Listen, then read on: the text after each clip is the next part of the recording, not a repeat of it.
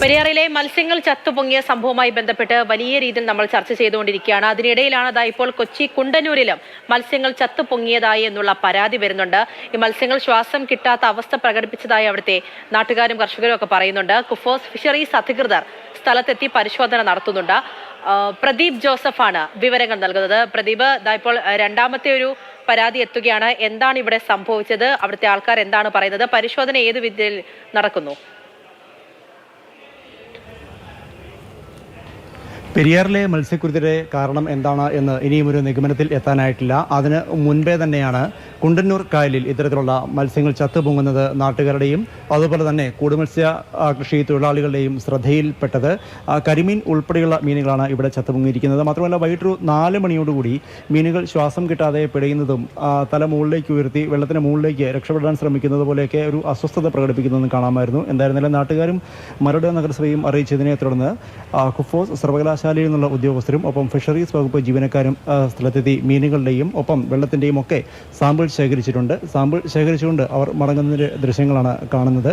നിരവധി കൂടുമത്സ്യ കൃഷിക്കാർ ഈ ഭാഗത്തുണ്ട്. പ്രത്യേകിച്ച് ഇപ്പോൾ ട്രോളിംഗ് കാലമൊക്കെ അടുത്ത് വരുന്നത് കൊണ്ട് ട്രോളിംഗ് കാലത്ത് മറ്റ് മത്സ്യം കിട്ടാതാവുമ്പോൾ ഈ മത്സ്യത്തെ പിടിച്ചു വിൽക്കുക എന്നുള്ള ലക്ഷ്യത്തോടു കൂടി അവരെ വിളവിറക്കിയത് കൂടിയാണ്. മാത്രമല്ല അടുത്ത നാളിൽ പലരും മത്സ്യക്കുഞ്ഞുങ്ങളെ നിക്ഷേപിക്കുകയും ചെയ്തിരുന്നു. അങ്ങനെ വളരെ വലിയ നഷ്ടമാണ് ഈ മത്സ്യ കർഷകർക്കുണ്ടായിരിക്കുന്നത്. മാത്രമല്ല ഇന്ന് ഈ വെള്ളത്തിന് മുകളിൽ ശ്വാസം കിട്ടാതെ പിടിഞ്ഞ മീനുകൾ പലതും ഇനിയിപ്പോൾ രക്ഷപ്പെട്ട് കിട്ടുമോ എന്നുള്ള കാര്യത്തിൽ പോലും കർഷകർക്കൊരു ആശങ്കയുണ്ട്. ചെറുപ്പക്കാർ പലരും ലോൺ എടുത്ത് തുടങ്ങിയ കൂടുമത്സ്യ കൃഷിയാണ് ഇവിടുത്തേത് എന്ന് പറയുന്നത്.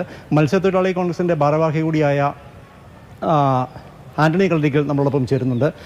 ഇവിടെ നിങ്ങൾ വരുമ്പോൾ എങ്ങനെയാണ് കണ്ടത്? മീനുകളുടെ അവസ്ഥ എങ്ങനെയായിരുന്നു? ഞങ്ങളിപ്പോൾ ഇവിടെ വരുമ്പോൾ തീർച്ചയായിട്ടും ഞങ്ങൾ കൂട് കൃഷി പരിശോധിച്ചപ്പോൾ തീർച്ചയായിട്ടും മനസ്സിലായത് അവിടെ ഈ മത്സ്യങ്ങളിങ്ങനെ പൊങ്ങി ചത്ത് പൊങ്ങുന്നതായിട്ടാണ് കണ്ടത്. അതിലിപ്പോൾ വലിപ്പമുള്ളതുണ്ട്, ചെറുപ്പമുള്ളതുണ്ട്.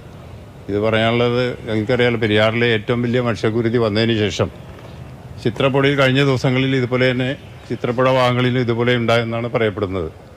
അപ്പോൾ അതിൻ്റെ ഭാഗമായിട്ടാണ് കുണ്ടന്നൂർ ഈ മരട് മുനിസിപ്പാലിറ്റിയുടെ 1-ാം ഡിവിഷനിൽ ഇതേപോലെ സംഭവം കണ്ടത്.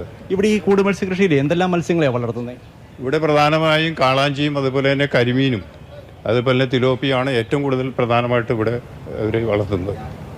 ഈ ട്രോളിംഗ് സമയമാകുമ്പോൾ വിൽക്കാൻ കൂടി കരുതി വെച്ചിരുന്നത്? അതെ, അതിൽ എനിക്ക് തോന്നുന്നു കാളാഞ്ചിയൊക്കെ 1.5 കിലോ 2 കിലോ വലിപ്പമായ നിലയിലാണ്. കാരണം ട്രോളിംഗ് പീരീഡ് ഇപ്പോൾ 10-ാം തീയതി തുടങ്ങുമ്പോൾ അതുമായിട്ട് ബന്ധപ്പെട്ട് അവർക്ക് നല്ല ലാഭം കിട്ടും. കാരണം ഒരു വളരെ പ്രയത്നത്തിൻ്റെ ഒരു ഫലമാണ് ഇവിടെ ചെയ്യുന്നത്. രാത്രിയും പകലും കഷ്ടപ്പെട്ടുകൊണ്ട് കൂട് കൃഷി അവർ വളരെയധികം ബുദ്ധിമുട്ടിയാണ് ഈ സംഭവമൊക്കെ ചെയ്യുന്നത്. അതുപോലെ ബാങ്കിൽ നിന്നൊക്കെ ലോൺ എടുത്ത് അത് മഹാത്മാ എന്ന് പറയുന്ന ഒരു ക്ലബ്ബ് അവരുടെ നേതൃത്വത്തിലാണ് ഇവിടെ ഏറ്റവും വലിയ കൂട് കൃഷി നടക്കുന്നത്. ഇവർ ഒരുപാട് പേരുണ്ടെന്നല്ലേ കൂട് മത്സ്യ കൃഷി നടത്തുന്ന? ഇവിടെ ഇതേപോലെ പല ഇപ്പോൾ പുതുതായിട്ട് കുറേ മുനിസിപ്പാലിറ്റി കുറേ അനുവാദം കൊടുത്ത് ഈ കാലിൽ കുറേ ഒരു ബുദ്ധിമുട്ടില്ലാതെ അങ്ങനെ മത്സ്യത്തൊഴിലാളികൾക്ക് മത്സ്യത്തൊഴിലാളികൾക്കൊന്നും ബുദ്ധിമുട്ടില്ലാത്ത രീതിയിൽ തന്നെ ഇവിടെ കൃഷി ഭംഗിയായിട്ട് നടത്തിപ്പോകേണ്ട ഒരു പരാതി. പക്ഷേ ഇവിടെ അടുത്ത് രാസവ്യവസായങ്ങളൊന്നും അധികമില്ലല്ലോ തൊട്ടടുത്ത്. പക്ഷേ ഇവിടെ ഉണ്ടല്ലോ നമ്മുടെ ചിത്രപ്പുഴ ഭാഗത്ത് നമ്മുടെ ഇപ്പോൾ റിഫൈനറി അതുപോലെ തന്നെ FACT തുടങ്ങിയ വലിയ കമ്പനികളുണ്ട്.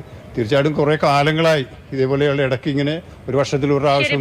എന്തായാലും വലിയ രീതിയിലുള്ള ആശങ്ക ആ ഒരു പ്രദേശത്തുമുണ്ട്. പെരിയാറിൽ മത്സ്യക്കുരുതിക്ക് ശേഷമാണ് ഇങ്ങനെ ഒരു സംഭവം കൂടി വരുന്നത്. കൊച്ചി കുണ്ടന്നൂരിലുമാണ് ഈ രീതിയിൽ മത്സ്യങ്ങൾ ചത്തുപൊങ്ങി എന്നുള്ള പരാതി വരുന്നത്. പറഞ്ഞതുപോലെ തന്നെ അവിടുത്തെ ആൾക്കാരൊക്കെ ലോൺ എടുത്തു തുടങ്ങിയ കൂട് കൃഷിയൊക്കെയാണ് അതെയാണ് ഇത്രയും വലിയൊരു പ്രതിസന്ധി ഇപ്പോൾ അവിടെ ഉണ്ടായിരിക്കുന്നത്.